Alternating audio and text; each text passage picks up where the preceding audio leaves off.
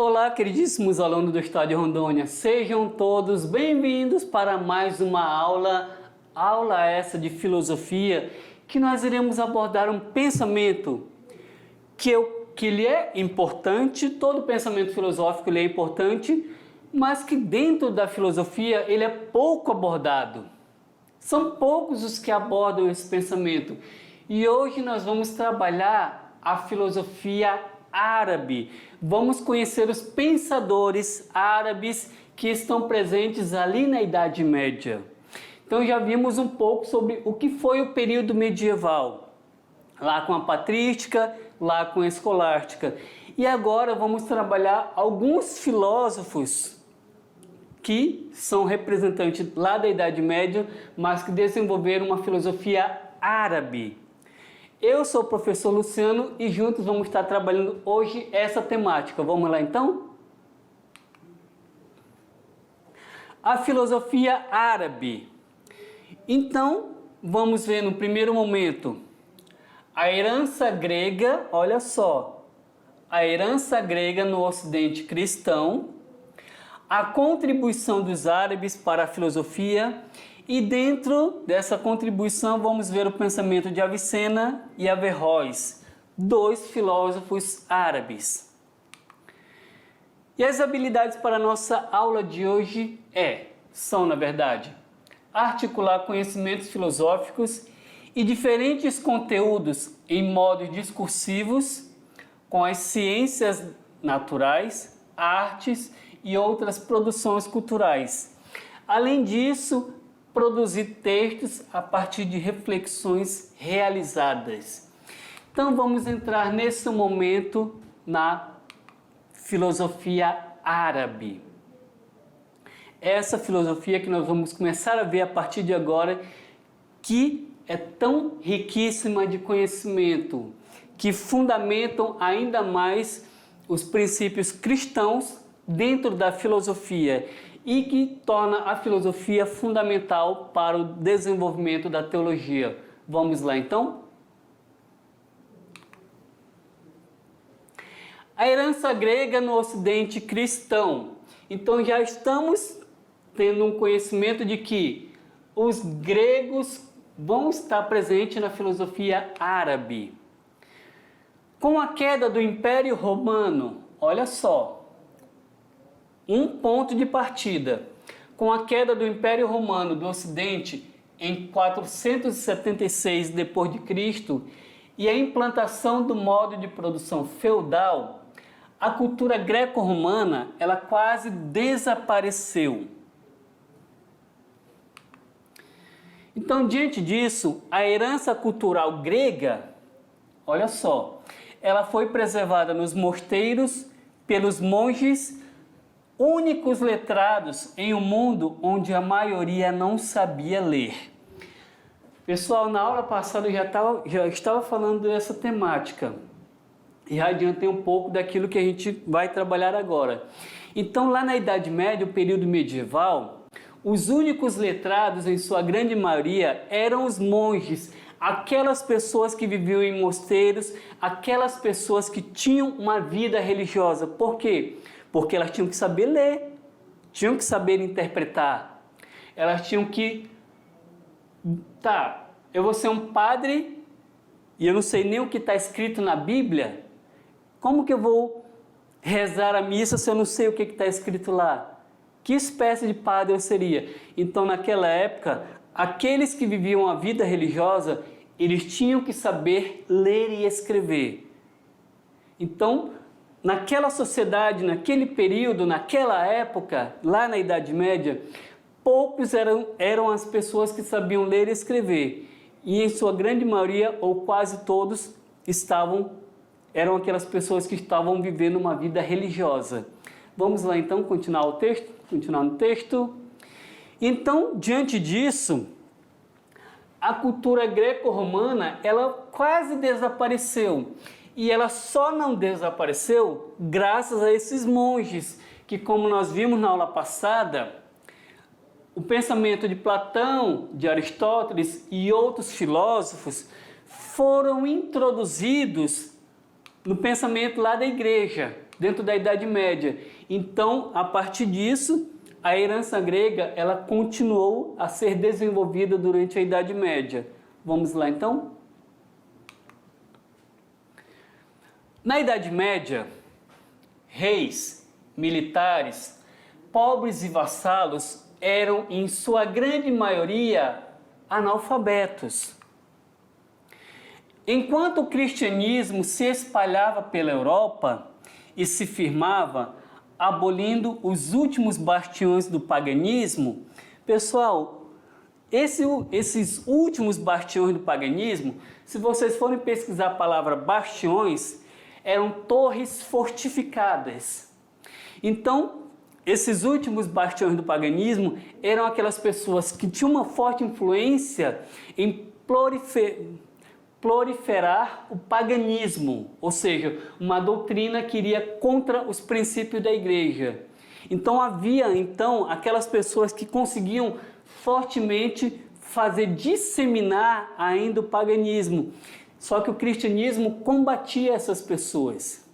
Então, o cristianismo, como uma força, ele combateu esses pagãos para que o cristianismo pudesse se desenvolver por toda a Europa e por todo o mundo.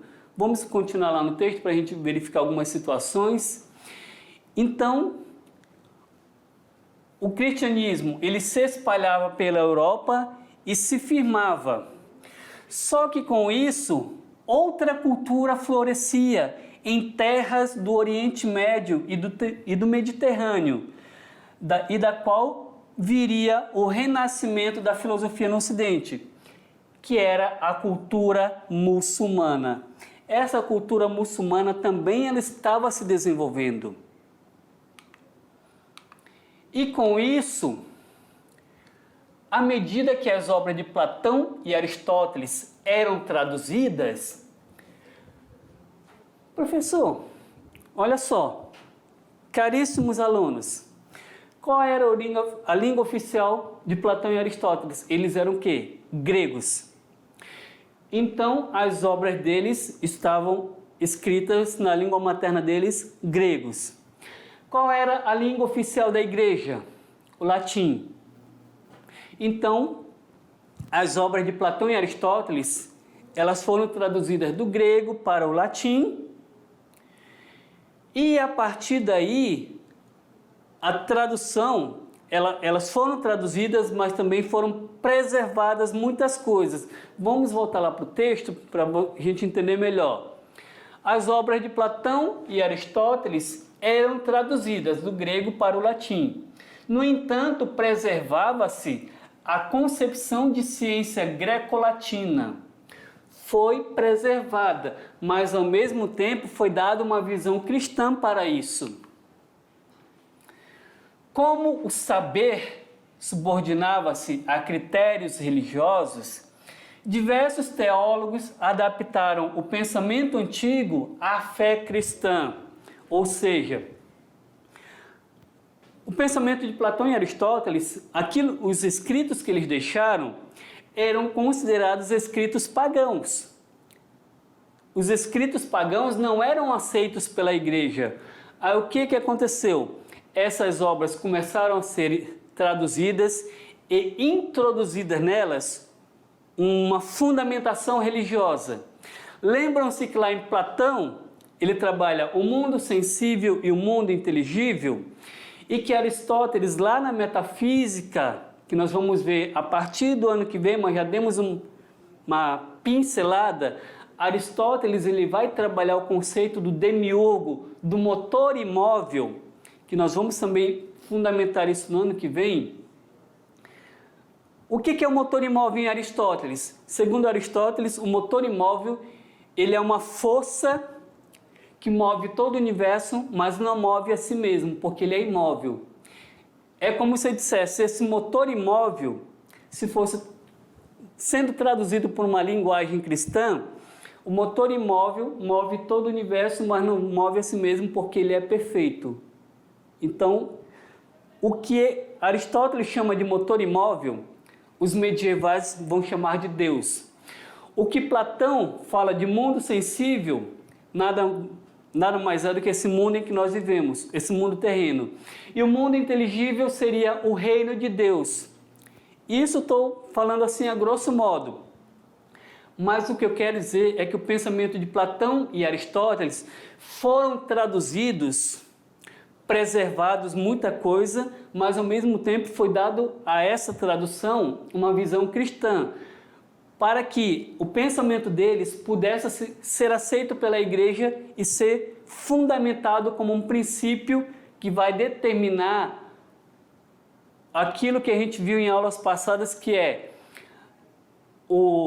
a religião, aquilo que Deus determina, os ensinamentos de Deus que estão lá na Bíblia, eles se baseiam através da fé. Mas como que eu vou explicar a fé? Eu vou explicar de uma forma racional. E qual seria essa forma racional? Fundamentada dentro dos princípios da filosofia.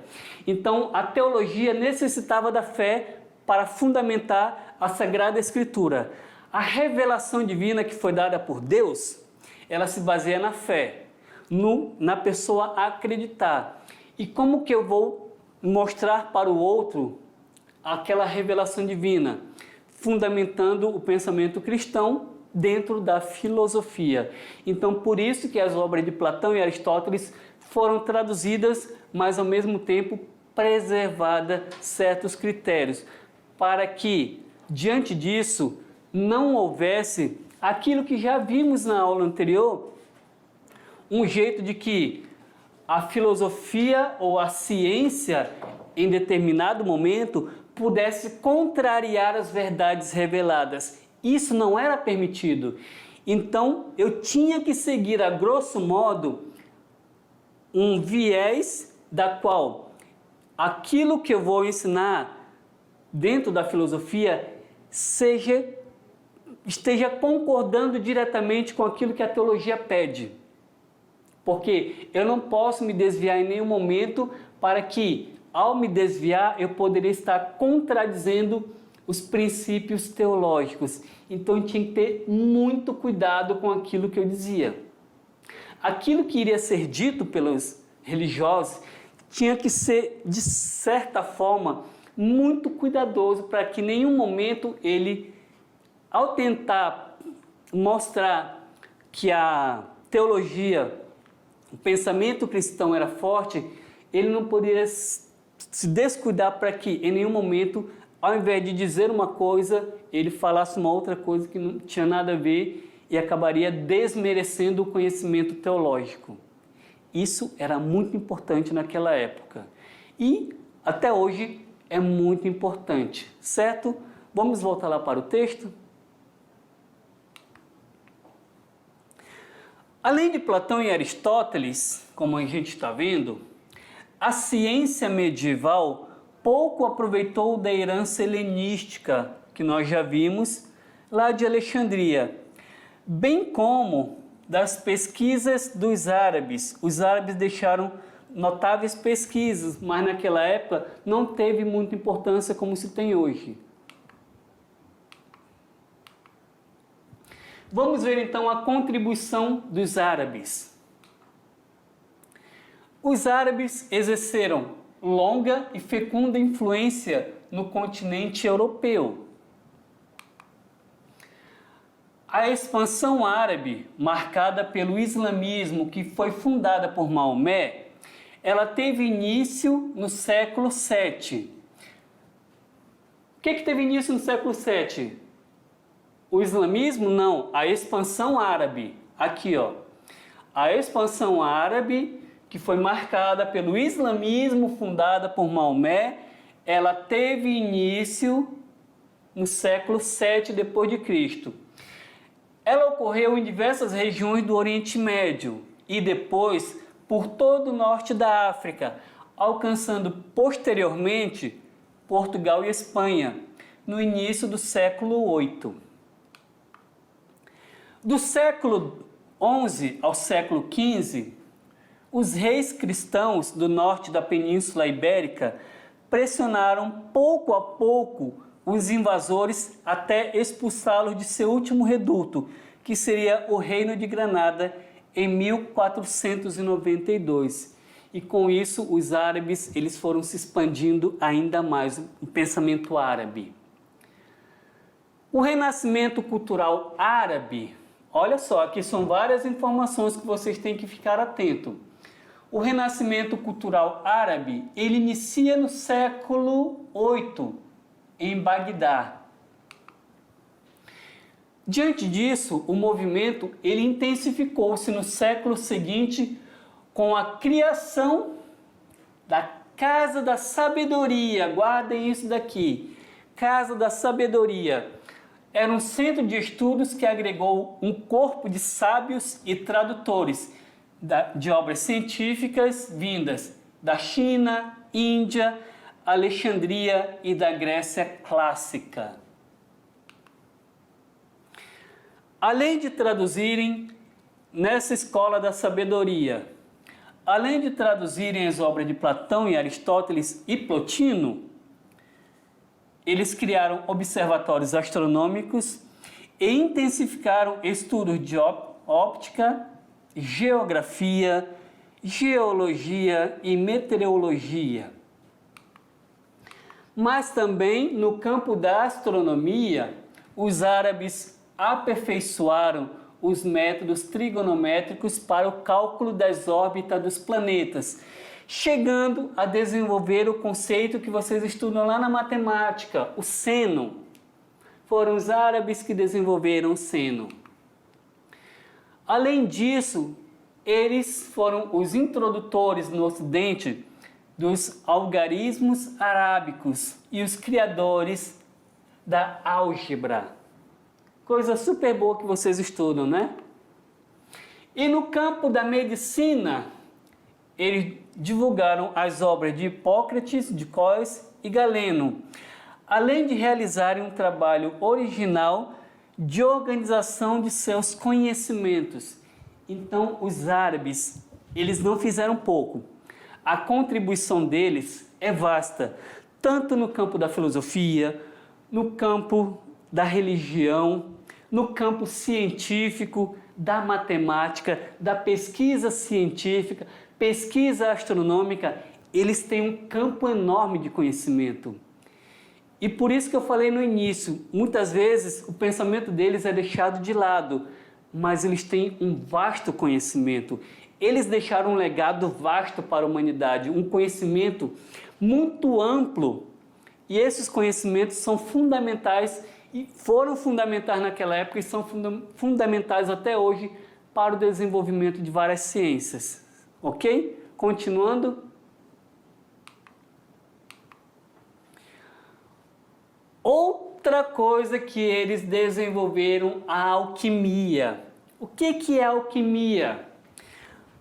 A grosso modo dizendo, pessoal, a alquimia, poderíamos dizer que seria o surgimento da química. Aquilo que vocês estudam com a professora Sabrina, com o professor Almeida, a química, surge, ela é fruto da alquimia, de experiências. Isso não quer dizer que as experiências surgiram só com os árabes, não. Em outras épocas passadas, antes deles, já haviam experiências com alguns elementos da natureza, alguns elementos químicos.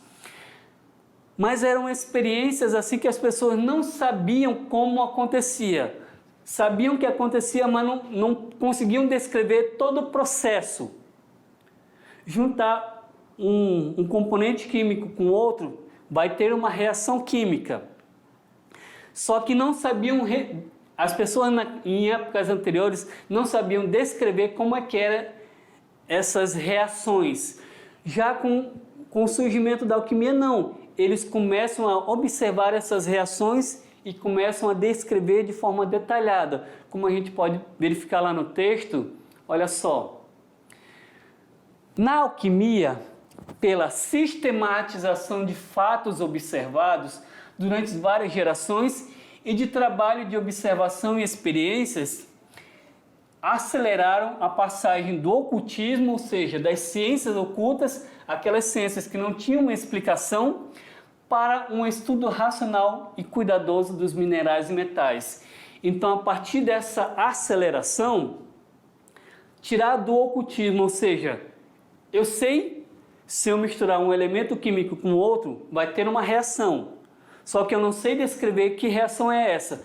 Agora, com os alquimistas, eles conseguem ter um indício de como descrever essas reações. Então, é na alquimia que vai começar a surgir os primeiros indícios da química. Descrever as reações químicas é um fruto que iniciou com a alquimia dos árabes, certo? Continuando no texto, vamos lá? A filosofia árabe. Filósofos como Al-Farabi, Avicena e Averroes, eles trabalharam largamente com elementos da filosofia grega. Olha só, trabalharam largamente com elementos da filosofia, pensando-os a partir de uma visão islâmica, mas guardando grande originalidade e liberdade de pensamento. Pessoal, vocês sabem que na religião islâmica tem conceitos que são, hoje a gente considera muito radicais, e naquela época era o modo de vida deles.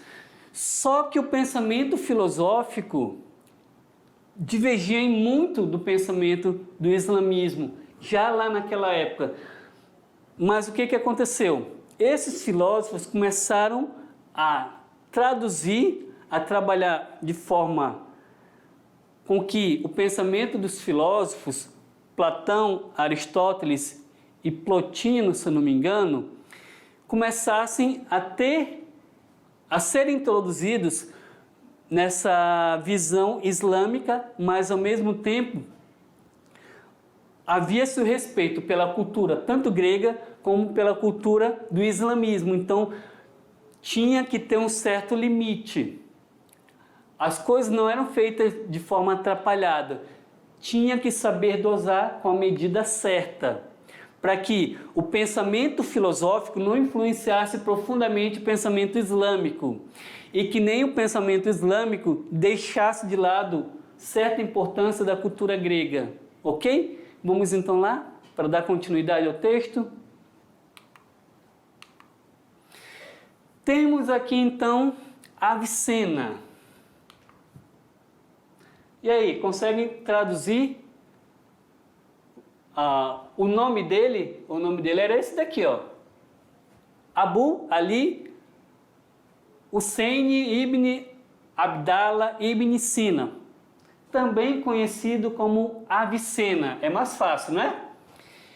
Ele nasceu em Afshana, atual Uzbequistão, no ano de 980 d.C.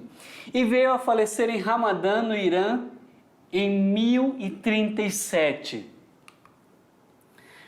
Avicena, ele foi leitor de Aristóteles, mas também incorporou teorias neoplatônicas em suas obras. Então, o pensamento de Platão e Aristóteles esteve presente no pensamento de Avicena. Para ele, para Avicena, o universo se divide em 3 momentos: mundo terrestre, mundo celeste. Pessoal, mundo terrestre, mundo celeste, se assemelha a qual teoria? Platão, não é? Então, o mundo terrestre e o mundo celeste, que Avicena desenvolve, se assemelha muito à teoria de Platão, o mundo sensível e o mundo inteligível. E Deus, vamos verificar ali, Deus também, para Avicena, o universo ele também se divide em Deus, da qual Aristóteles chama motor imóvel, ou também demiurgo, que Deus move todo o universo, mas não move a si mesmo, porque Deus é eterno, não tem início e nem fim. O movimento ele é característico da temporalidade, e Deus ele é atemporal, não tem início e nem fim.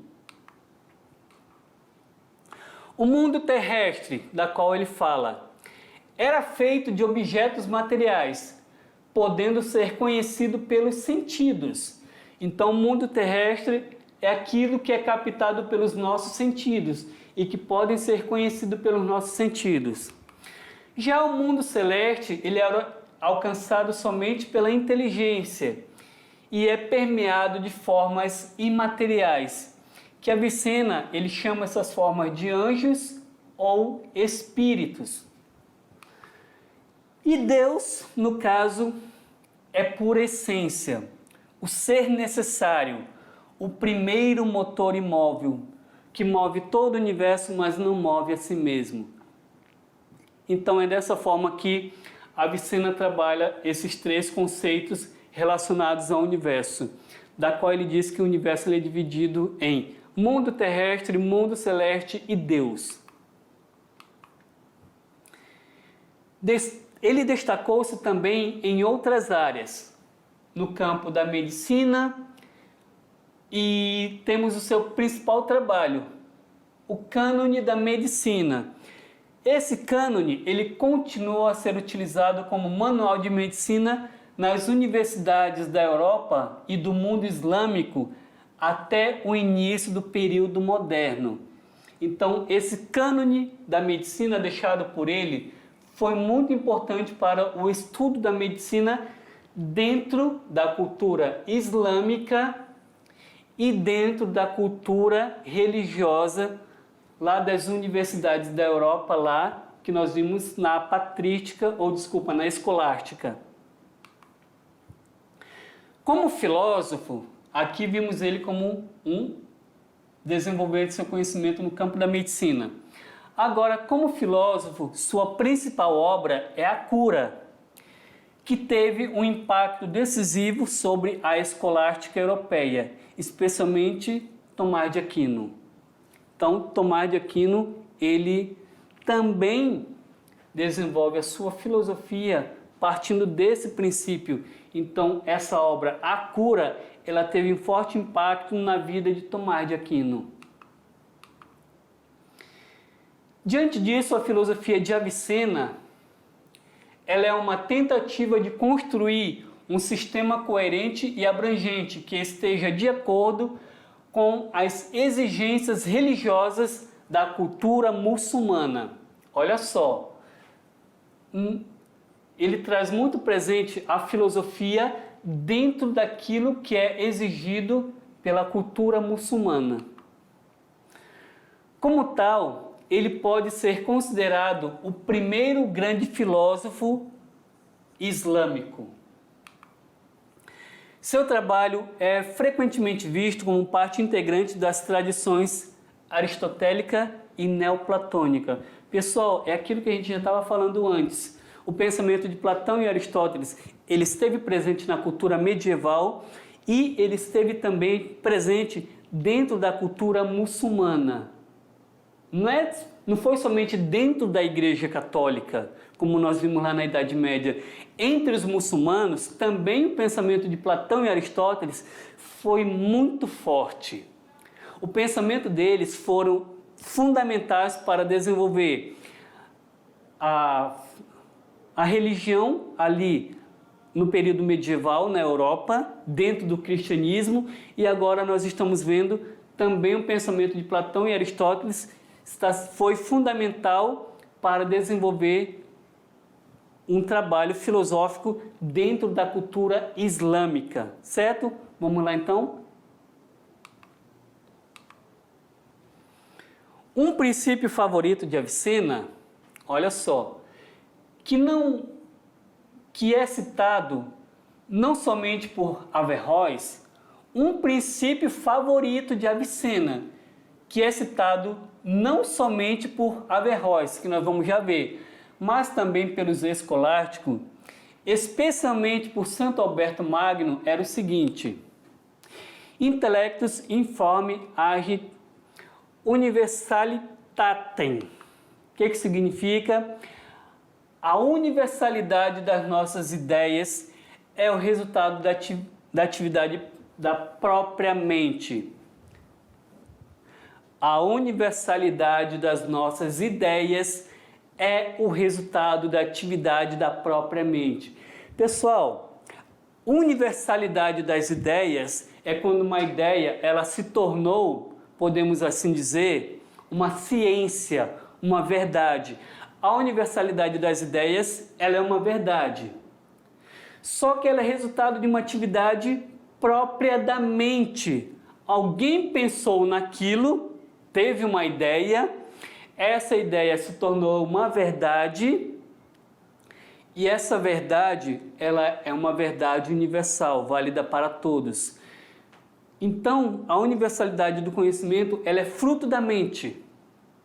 E que, como nós vimos lá no período medieval, entre os cristãos, Deus é que ilumina a mente, é Deus que dá ao homem o direito, a oportunidade de conhecer as verdades.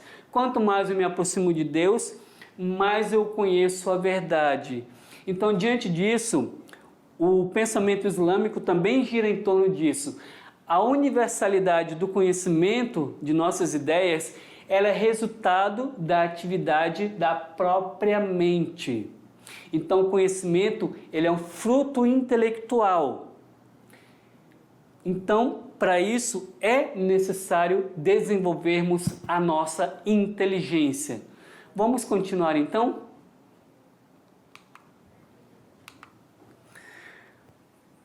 Para Avicena, o significado é o seguinte: embora existam diferenças e semelhanças entre as coisas, independentemente da mente, a constituição formal de coisas no campo da individualidade, universalidade genérica, universalidade específica e assim por diante, é trabalho da nossa mente. Embora possamos ter várias verdades, eles vão dizer, a verdade ela é fruto da nossa mente. Ela é um trabalho racional, fruto de um estudo, não somente, eu acho que isso é uma verdade, pronto. Não, não é dessa forma. Não adianta nós queremos nos basear por aquilo que os gregos diziam, a doxa é a opinião. Eu não posso dizer que a doxa é uma verdade. Eu tenho que elevar a doxa, a opinião, a uma episteme, ou seja, ao conhecimento. Então, o pensamento dos gregos, como foi influenciado lá também entre os árabes, para eles a verdade ela é fruto de um trabalho da mente, não da opinião, aquilo que eu acho que é o correto, mas é um trabalho da mente que se baseia em experiências para se chegar a uma verdade. Então, os antigos já faziam isso, os medievais também estão partindo desse princípio. A verdade, ela é fruto da mente que é fundamentada em princípios das quais a razão determina que são princípios correlacionados com critérios das quais eu estabeleço um determinado conhecimento partindo de princípios religiosos, filosóficos e científicos, das quais esses princípios sejam uma verdade. Essa verdade ela tem que estar direcionada com o pensamento deles. Os gregos tinham uma verdade, uma forma de pensamento. Os medievais também tinham uma verdade, que era Deus. Era um pensamento já diferente. E agora que nós estamos vendo, os árabes também tinham uma concepção diferente de verdade. Mas toda verdade ela é fruto da mente. É o uso da razão para se chegar à verdade, ok? Vamos lá continuar? Vamos ver agora outro filósofo chamado Averroes. Ele nasceu em Córdoba e viveu em Sevilha e no Marrocos. Averroes era médico, astrônomo e filósofo, olha só, médico, astrônomo e filósofo, e conservando a mente aberta na discussão dos embates entre fé e razão. Dentro desse campo aqui, Averroes ele tinha uma mente muito aberta. Ele foi um respeitado comentarista do pensamento de Aristóteles, permitindo que os teólogos do Ocidente cristãos entrassem em contato com sua obra. Então, assim como Avicena, Averroes também, o pensamento de Averroes influenciou os cristãos. Mesmo eles sendo os árabes, eles influenciaram ali no pensamento do cristianismo. No entanto, Averroes ele tentou separar fé e razão. O que lá entre os cristãos, a fé, ela necessitava da razão e a razão encontrava suas verdades na fé, Averroes tentou separar para que esta, ou seja, a razão, no caso, a filosofia, ela tivesse uma autonomia de pensamento. Ele chegou a formular uma tese que existiam duas espécies de verdade, uma verdade religiosa e outra verdade filosófica. A verdade religiosa dizia que Deus criou o mundo do nada. Olha só, segundo Averroes, a verdade religiosa dizia que Deus criou o mundo do nada. Já a verdade filosófica dizia que o mundo é coeterno com Deus. Aqui, a verdade religiosa, ela se baseia através da fé.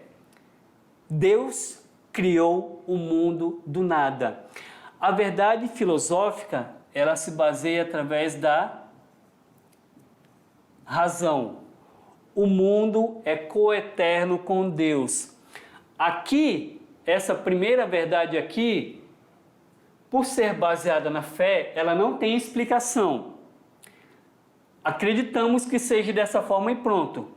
Essa segunda verdade aqui, ela tem uma explicação racional.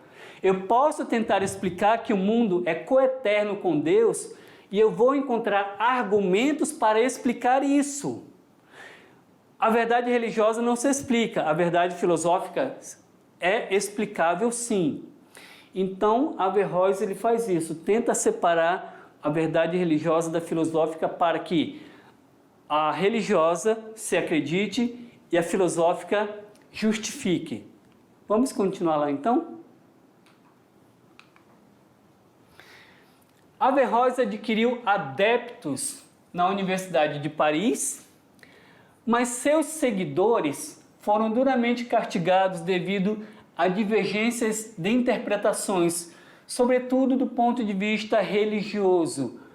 Aqueles que aderiram ao pensamento de Averroes, por muitas vezes não compreenderam aquilo que de certa forma ele queria ao traduzir o pensamento deles para um ponto de vista religioso. Assim diz o professor José Silveira da Costa sobre isso. Todos os seguidores de Averroes, com exceção de Santo Tomás, olha só, Santo Tomás, um filósofo cristão, também seguiu Averroes. Todos os seguidores de Averroes, com exceção de Tomás, demonstravam claramente uma mentalidade aberta em relação à ciência, a uma ciência laica. Pessoal, quando eu uso o termo laico, é não seguindo os princípios da igreja. Há uma sociedade civil separada da igreja, ou seja, a sociedade é uma coisa, a sociedade civil é uma coisa, a igreja é outra. Então a igreja não poderia interferir na sociedade civil. Então os seguidores de Averroes, com exceção de Tomás de Aquino, eles demonstravam claramente essa ideia em uma ciência laica e uma sociedade civil separada da igreja, o que caracterizava a postura fundamental do Renascimento e da modernidade. Essa mentalidade aqui, ó, uma ciência laica, não seguindo mais os princípios da igreja, ou seja, a ciência poderia encontrar uma verdade fora das escrituras sagradas, e uma sociedade civil laica é que ela não precisaria daquilo que a igreja determina como forma de vida. Agora cada um pode governar a si próprio. Uma sociedade laica é aquela sociedade que não se baseia em uma religião para determinar as suas regras de condutas. Vamos lá finalizar a aula para ver o que ainda temos pela frente, já finalizando aqui. Então, olha só, a cultura árabe exerceu indiscutível influência no desenvolvimento da ciência, inclusive no Ocidente entre os séculos 8 e 12. Depois disso, a tensão que sempre existira entre os pensamentos racional e fé religiosa acabou perdendo para esta última, ou seja, a fé religiosa, o que prejudicaria a pesquisa científica independente, provocando retratação da valiosa contribuição árabe. É aquilo que nós já vimos lá sobre a alquimia. Se os alquimistas seguissem sempre a religião, todas as respostas estariam em Deus. Então, para tudo, toda e qualquer resposta seria encontrada nas Escrituras Sagradas. Mas agora, com essa visão mais laica, mais aberta, agora é possível encontrar uma resposta científica fora dos princípios religiosos. Uma resposta que não mais se encontrava na igreja, mas fora dela, dentro daquilo que os alquimistas, que a ciência determinaria que era a resposta científica e não mais somente uma resposta filosófica. Pessoal, então temos aqui rapidamente essa imagem de Tomás de Aquino e Averroes. Temos aqui a pessoa de Tomás de Aquino e aqui embaixo Averroes. Este afresco celebra Tomás de Aquino, principal teólogo e filósofo da escolástica, e no plano inferior encontra-se Averroes. Isso é uma obra que detalha, afresco do Triunfo de Santo Tomás de Andrea Bonaiuti, de 1365. Então, com isso, nós finalizamos a aula de hoje e olha só, daqui a pouco a gente vai para a revisão e atividade de sala. Não saiam daí. Tchau, tchau, pessoal.